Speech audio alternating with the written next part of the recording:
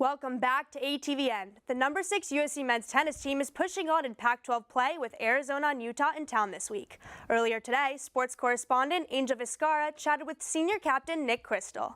In studio with me is senior Nick Crystal of the USC men's tennis team to break down where this team is with 3 matches remaining in regular season play. Nick, first off, really appreciate the time.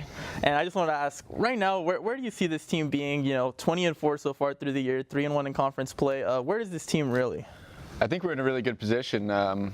If you were going to tell me we were 20-4 going in, I think I'd be pretty pleased. And I think we're definitely pleased, but we're definitely not content. And we're definitely ready to keep going and push on and get over this loss we had last weekend. But sweet. Yeah. So let's take a quick look back at this weekend up in the Bay Area for you guys. You split it between Stanford and Cal. Had a tough loss against Stanford, but you guys bounced back nicely against Cal. Could you go a little bit into that weekend?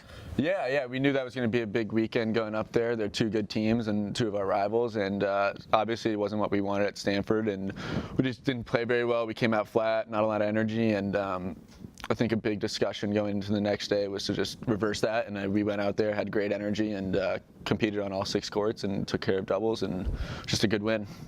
All right, and you guys get a chance to bounce back this weekend at home at Mark Stadium. You're hosting Arizona and Utah. How big of a weekend is this for you guys late in the season? Yeah, it's a big weekend always, and when we're playing Pac-12 play, and just to hopefully get 2 more wins. And it's our senior day actually, which is a little bit crazy. Last 2 home matches, and so that'll be fun. All right, looking down the road for the remainder of the season, it's hard to believe there's only 3 matches left for your team. Pac-12 play is right around the corner. Where are you feeling right now heading into that as that approaches? I think we feel pretty solid. I mean, at the end of the day, our goal is obviously in May and NCAAs, so this is all building blocks to that. And I think we're in a good position. We got really good doubles, and we got a really good, strong lineup. So at the end of the day, it's going to be a lot of hard work and see if we can peak at the right time in May, and I think we have a good chance of doing that. You mentioned that you have some ambitions for playing tennis after college. Could you go a little bit into that? And I know you said you're a big Agassi guy too. Yeah. Who are some pros you really model your game after?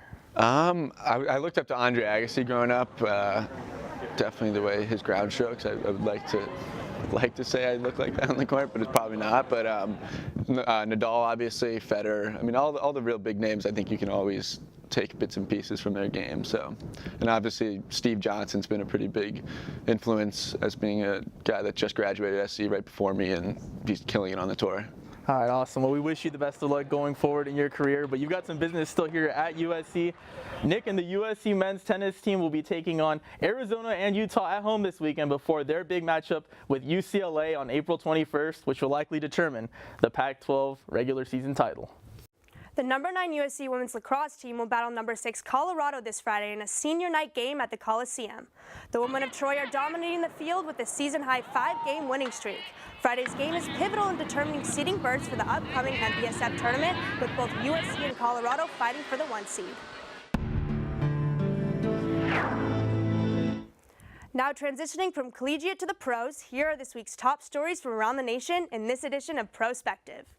This Saturday, a statue of the most historic Dodger, Jackie Robinson, will be unveiled at Dodger Stadium. The statue will honor the baseball great on the 70th anniversary of the day he broke baseball's color barrier.